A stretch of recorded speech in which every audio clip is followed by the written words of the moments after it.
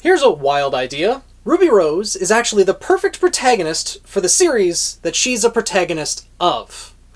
Now, don't get me wrong, I'm not saying that Ruby is a perfect protagonist. In fact, she's far from it. But what I am saying is that she's the perfect protagonist for the story that the RWBY series is trying to tell. Sure, she has some typical main character tropes, the relation to important people like all of the members of Team Stark, the genetic blessings of the Silver Eyes, or curse, depending on how you look at it, and of course, being the favorite of Ozpin, one of the most powerful and influential people in the world.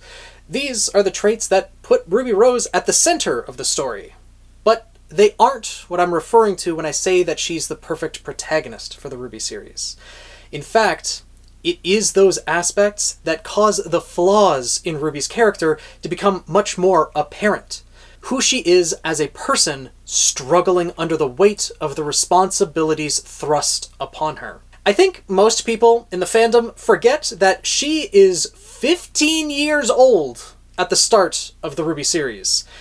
Once you're over the age of 25 and you're looking back on your teenage years, can you honestly say that you made the absolute best choice in every situation?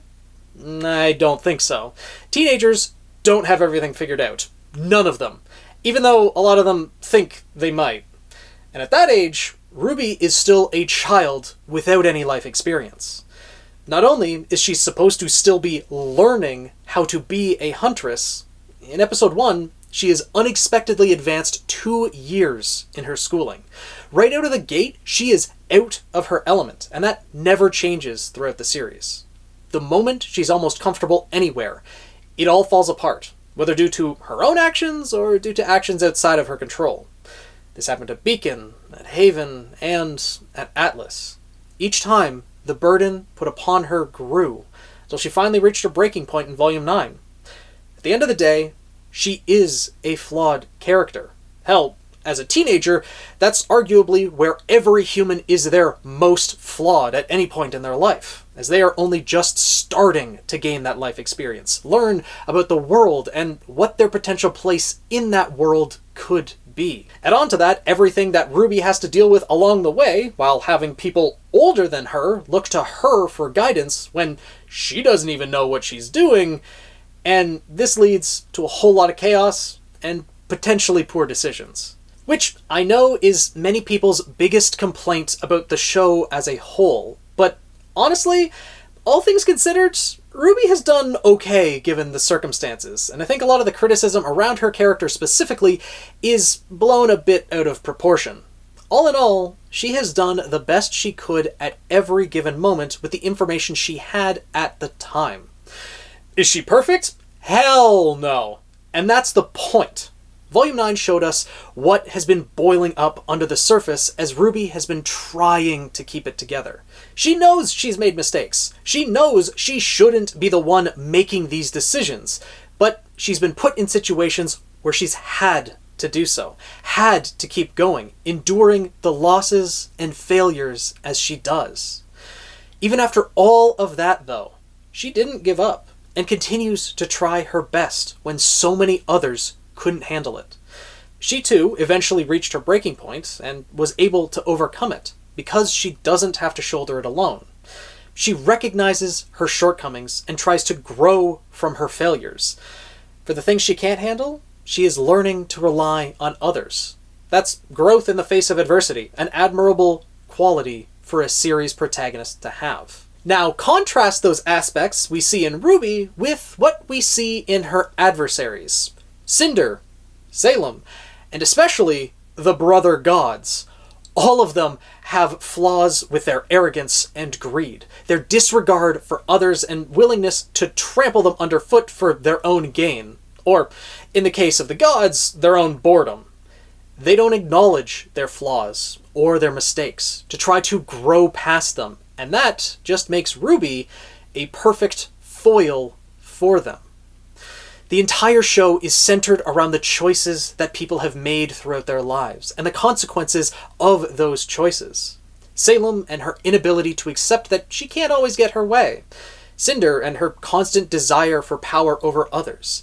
The gods and their choices regarding Salem and the worlds that they are supposed to govern. But with RWBY, while she is forced to make many hard decisions, she feels the weight of everything that those choices bring.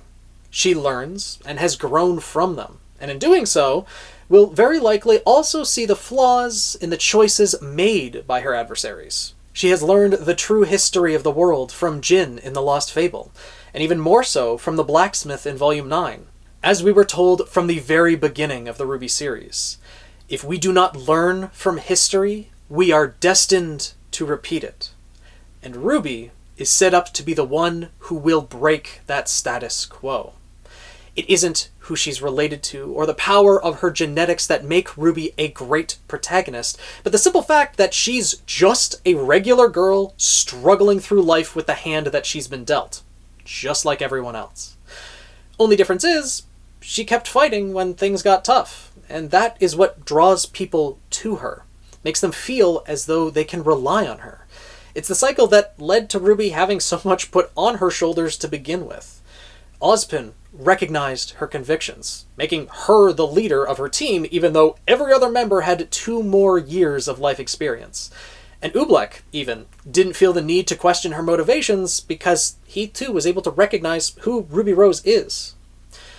At the end of the day, Ruby Rose is just an ordinary girl. She is someone who misses her mother and wants to do some good in the world. It just so happens that the weight of that world is also being put on her shoulders. Will she be able to live up to the expectations that everyone has for her?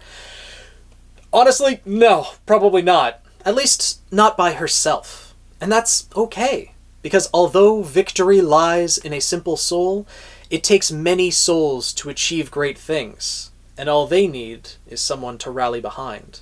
As we saw in Volume 9, all it takes is one simple act of kindness to invite great change that will send ripples throughout history.